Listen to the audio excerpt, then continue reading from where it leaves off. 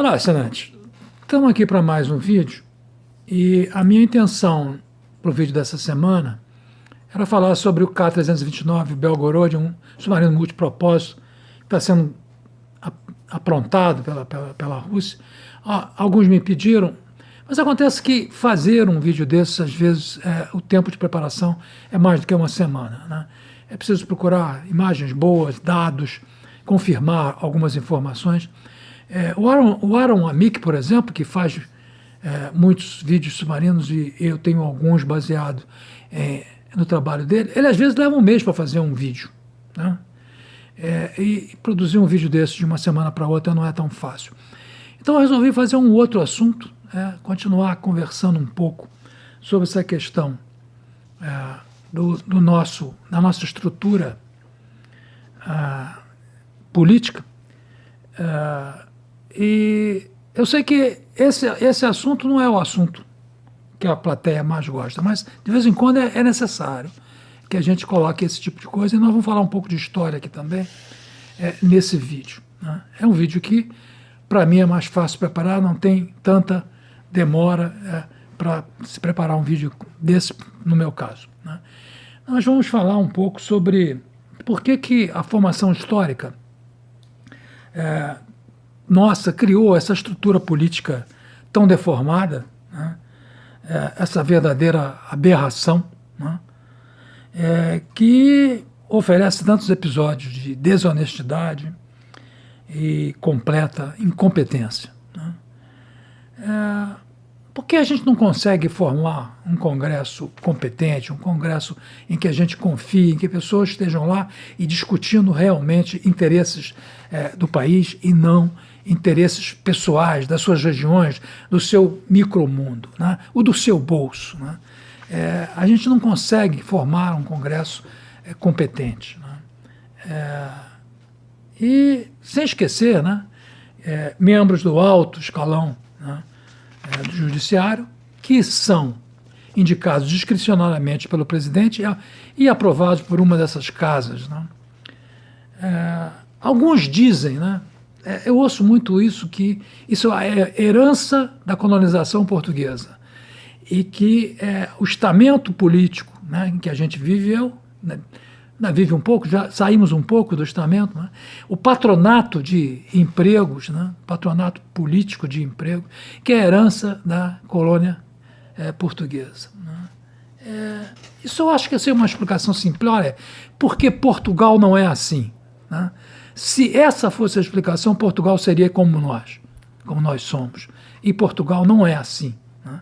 Então existem outras explicações que foram cozinhadas, né, no caldeirão tropical aqui, né, e que são difíceis de serem encontradas com precisão, mas dá para você sacar por que, né, que a nossa estrutura, o nosso povo tem esses vícios até que são levados não só, né, para os homens, né, nas casas legislativas, na política, mas também no homem comum, um homem que está na rua, que faz a fila tripla num retorno, por exemplo. Isso tudo é a mesma filosofia, do jeitinho, do aproveitamento. E por que nós, brasileiros, temos essa característica que parece única no mundo, né? Nos outros países, muitos países desenvolvidos, você não vê esse tipo de coisa. E para fazer isso, né, para focar essa discussão, eu vou focar num período, num personagem, né, logo imediato à proclamação da República. É um personagem que é considerado um herói nacional pelos feitos no campo diplomático, né. Eu estou me referindo ao Barão do Rio Branco, o José Maria da Silva Paranhos Júnior, que na intimidade era chamado de Juca Paranhos, né? O Rio Branco incorporou ao território nacional cerca de 700 mil quilômetros quadrados. Incorporou definitivamente, através das suas arbitragens, através de arbitragens e de tratados em que ele negociou, e que foram uma arbitragem e a tese dele venceu, né? Trata-se de uma extensão de terra superior à área conjunta de 3 estados da região sul, Rio Grande do Sul, Santa Catarina e Paraná, acrescida do estado de Pernambuco. São 700 mil quilômetros quadrados que foram incorporados. Isso tornou ele um herói. E se vocês não acreditam, né, que isso possa ter tornado um herói, porque os heróis naquela época, né, naqueles tempos, os ídolos eram de outro tipo, né, não eram os ídolos que a gente tem hoje. Basta você ver essa imagem que eu vou colocar aí, do sepultamento dele no Caju, e que parece mais um cortejo da morte do Ayrton Senna. Então você veja que os ídolos mudaram, né? Naquela época, 1900, 1905, ele morreu em 1912, o que ele fez era considerado herói pela população mais esclarecida, bem verdade. Nós estamos falando dos grandes centros, né? Ele vivia aqui no Rio de Janeiro, né? E seria esse herói, né, um exemplo de conduta republicana, a conduta republicana que a gente espera dos nossos parlamentares. Aliás, ele nem era republicano, ele era um monarquista, né? Mas era um monarquista tão inteligente, cujos dotes de inteligência e de capacidade de trabalho não podiam deixar de ser aproveitados pela República, quando ela assumiu, né? E nós vamos fazer isso sem nenhum intuito, né, de crítica, de manchar história, nada disso, manchar a imagem, nada disso.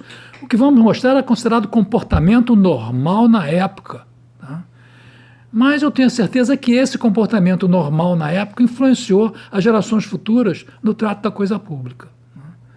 Então, mostrando isso que está aí, isso que eu vou mostrar para um personagem de tamanha importância para a história do Brasil, e algumas atitudes que ele tomava no seu dia a dia, vão ver por que a nossa sociedade teve essas influências tão fortes para chegar onde está, né? E olha que eu posso falar de uma certa forma, posso criticar e sem isenção, porque desde a infância, tá, eu fui informado que era parente do Barão, tá, por parte de um ramo da minha família que veio do Sul, né.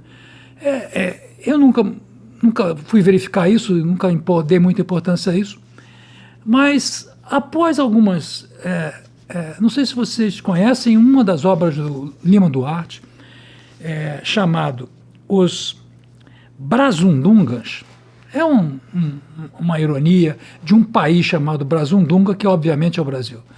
O Lima Duarte ousou, né, contemporaneamente, porque ele era contemporâneo, naquela época do Barão, ousou criticar o Barão, né, em algumas das suas atitudes, não republicanas, algumas atitudes de gastos excessivos no Ministério. Ele foi ministro das Relações Exteriores e ele fez uma série de críticas ao Barão, que não eram, né, vamos assim dizer, encampadas pelo resto da imprensa, da literatura em geral, porque o Barão era o herói, tá? Era o herói.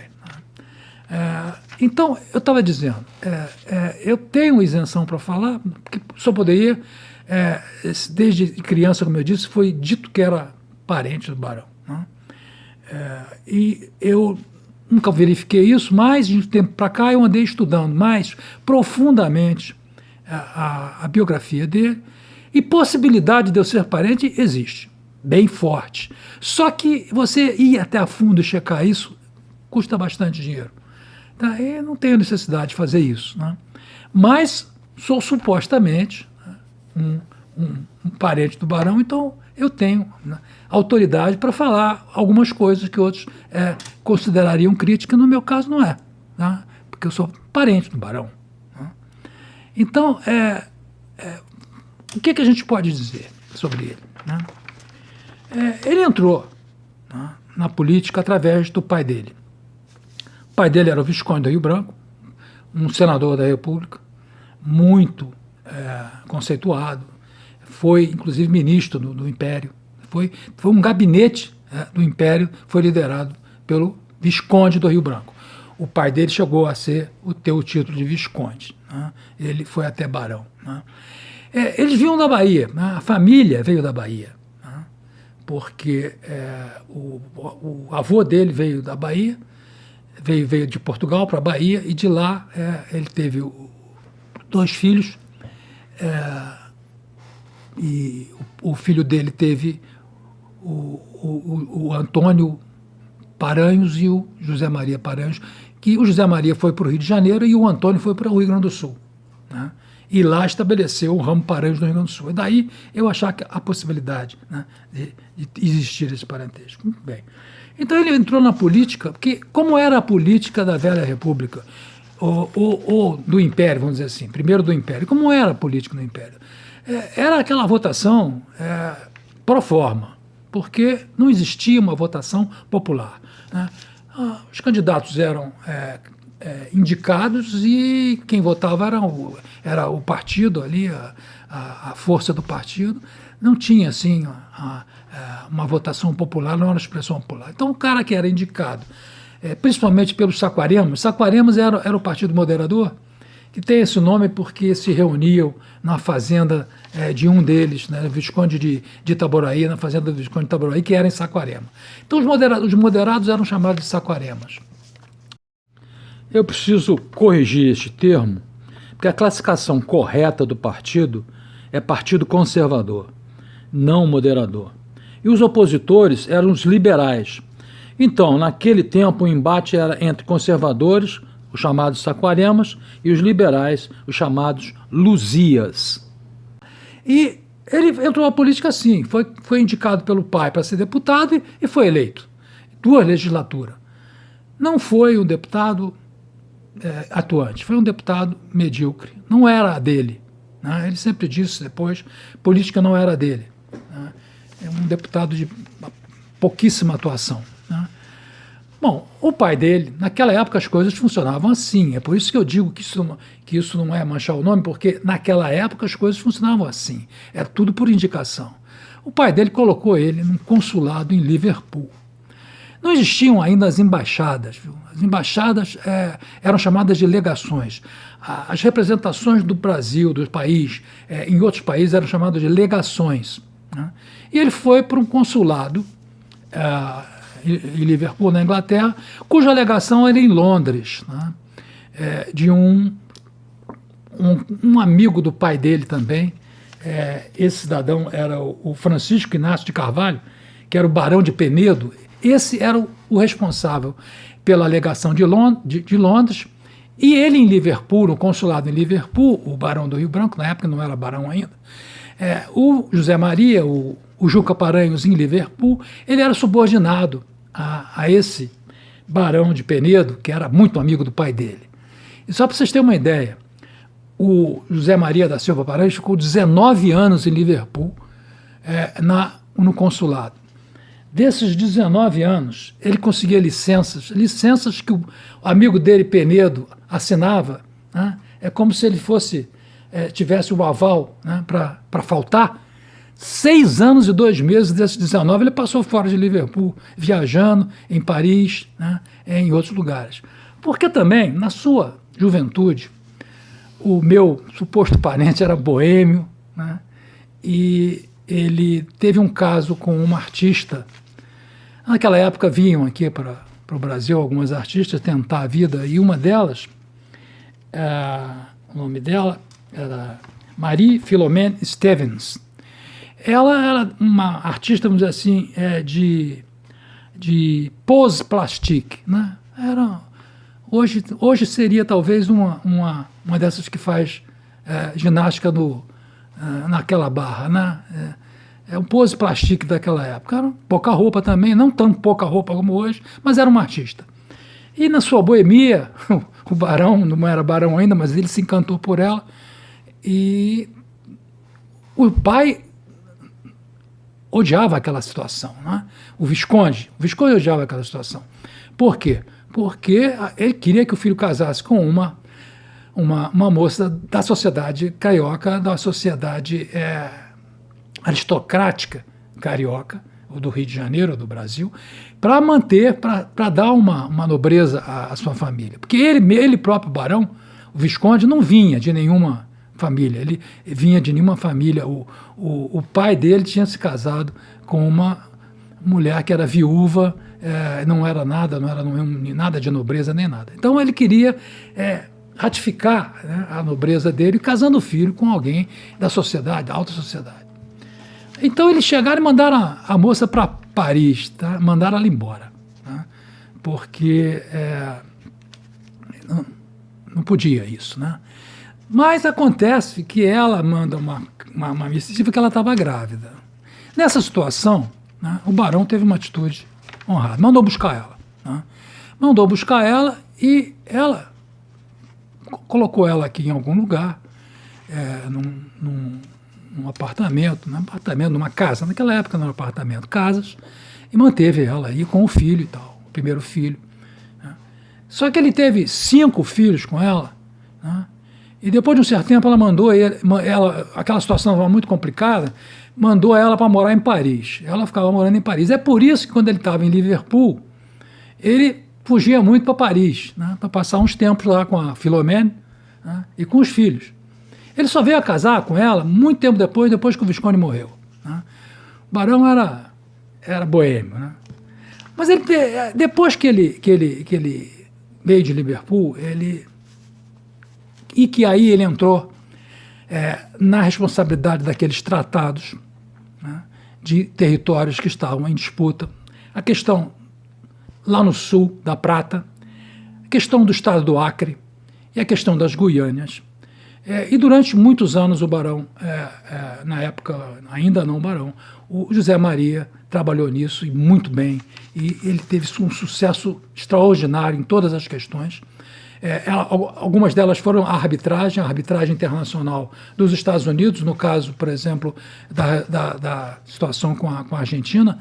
Se ele não tivesse ganho essa questão do prata lá embaixo, nós teríamos uma complicação muito grande, porque o que a Argentina estava pretendendo era uma faixa de terra que vinha quase até o litoral de Santa Catarina. Era quase que como se a gente, para vir do Rio Grande do Sul para o norte do Brasil, tivesse que passar pela Argentina. Mas ele venceu isso e nós mantivemos os limites de Santa Catarina que nós temos hoje, né? Venceu a questão do Acre e venceu a questão das Guianas, né? A questão do Acre ele venceu não só contra a Bolívia, como também contra o Peru, porque o Peru também reivindicava uma parte do Acre. Então, ele, depois disso, é que ele foi alçado ao posto de barão, né? E então ele se tornou o barão do Rio Branco e foi para o Ministério das Relações Exteriores, um cargo que ele ocupou nas Relações Exteriores depois desses casos todos. Então, onde eu quero chegar com isso? O barão, essa figura heróica, tá, tinha comportamentos muito não republicanos, né, muito apadrinhamento, né. Todas as pessoas que ele colocou, quando estava ele no Ministério das Relações Exteriores, a lei era ele. Ele ignorou todas as regras, né, que havia dentro das relações exteriores e a lei passou a ser ele, né. Tinha até um fato que não é folclore, né, porque naquela época não havia concurso, você sabe, quase tudo era indicação política. Apesar de que no Relações Exteriores começou uma época a se fazer um pequeno concurso, mas tinha que passar pelo crivo dele. E o crivo dele era a aparência, era a beleza. Ele só queria homens bonitos para representar o Brasil lá fora. Ou seja, ele tinha uma certa coisa de não mandar para representar o Brasil na Europa, nos Estados Unidos, homens com tipo europeu, né? Então ele escolhia as pessoas, né? E a lei era ele, o regulamento era ele, né? Ele criou muitos desafetos por causa de coisas que ele fazia e não cumpria, né? Criou muitos desafetos, inclusive Joaquim Nabuco. Joaquim Nabuco, na verdade, foi o primeiro embaixador que levou o nome de embaixador em Washington. Foi o primeiro embaixador com esse nome, embaixador brasileiro, foi o Joaquim Nabuco, né? E foi em Washington, nos Estados Unidos. E o Joaquim Nabuco é um desses que no final era desafeto do barão, né? E assim muitos outros, né? O Rui Barbosa ajudou a ele, e ele tratava o Rui Barbosa bem nessa época para ter o Rui Barbosa do lado dele, mas o Rui Barbosa alfinetava ele demais também, e eles se alfinetavam muito, né? Então, o que acontece? Um grande herói que realmente, né, teve uma atuação ímpar do ponto de vista jurídico, do ponto de vista de geografia, do ponto de vista de limites, de tratados, inédito no mundo, né?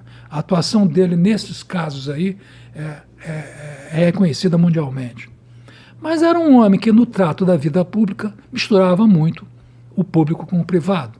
As contas dele no Ministério das Relações Exteriores misturavam muito.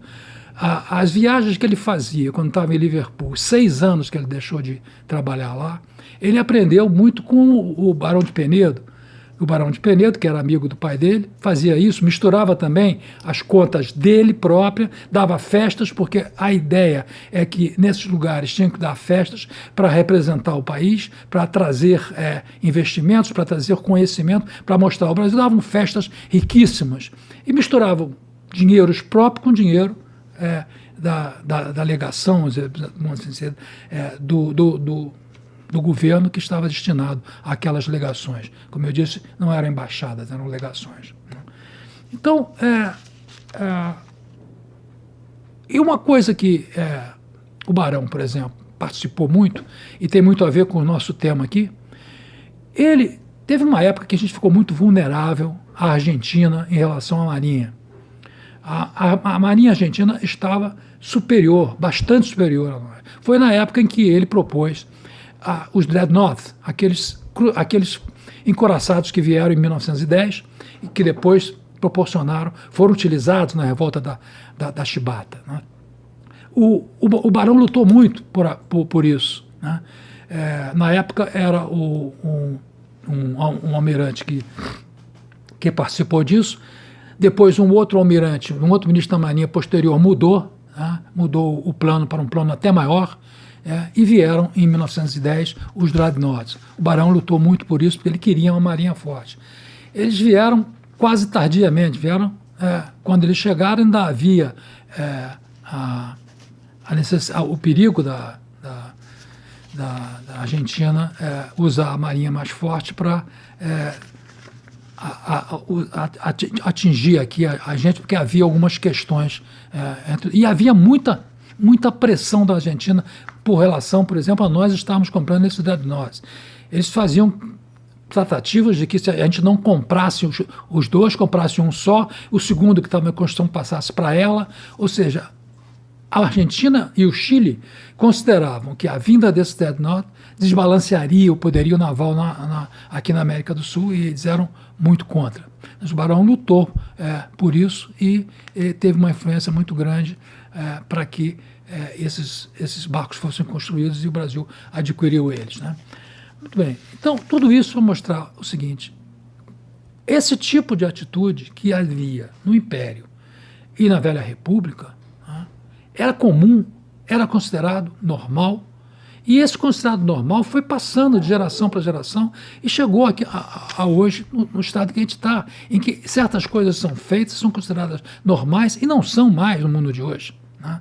Naquela época, né, ele colocar os parentes nas legações, indicar quem ele bem entendesse, sem concurso, sem uma apropriada verificação de competência para isso. Era assim. O Ministério das Relações Exteriores não tinha sido criado ainda um instituto, e hoje os diplomatas são formados dentro de um instituto de altíssimo gabarito. Mas naquela época não era assim. Antigamente pegava qualquer um. Bastava o cara ter um pouquinho de experiência, viajou, foi a Portugal, pode ser mandado para ser o representante do Brasil em Portugal. Então, esse tipo de atitude não republicana, né, e nós já estávamos na República, né, naquele início, foi se passando ao longo dos anos, né, e chegou-se hoje a isso que a gente tem aqui hoje. Hoje há uma total confusão. Existem as regras, mas as regras não são suficientes para quebrar essa mentalidade, né? Então, a mistura do público e do privado está aí até hoje, né? E vejam, não é porque foi Portugal tinha o estamento político também, tinha o patronato de empregos naquela época, mas Portugal não é assim, né? Não existe em Portugal essa mistura de público e privado que nós temos aqui no Brasil, né? Então, era isso para mostrar um personagem na nossa história importantíssimo, um dos maiores heróis que a gente tem, né, no campo, né, do estadismo, e a pessoa dele como republicano era negativa, né? Não era um republicano, né? Aliás, ele era monarquista, né? Então, eu quis citar esse exemplo porque tem a ver comigo, eu posso até ser parente do homem, né? E mostrar que essas coisas vieram para os nossos dias, foram se espalhando. E assim como o Barão fazia isso, o Nabuco também fazia isso, o Rodrigues Alves, quando era presidente, era assim que funcionava, né? A indicação era a coisa mais importante, era o QI. Muito mais importante do que hoje. Hoje ainda existe algum poder no QI, mas já está um pouco mais limitado por certas regras, concursos e coisas que hoje a modernidade trouxe, né? Então é isso, né? Esse é um vídeo tampão que eu usei porque não deu tempo de fazer o Belgorod para esse próximo vídeo. Quem gostou, clica aí. Muito obrigado e até a próxima.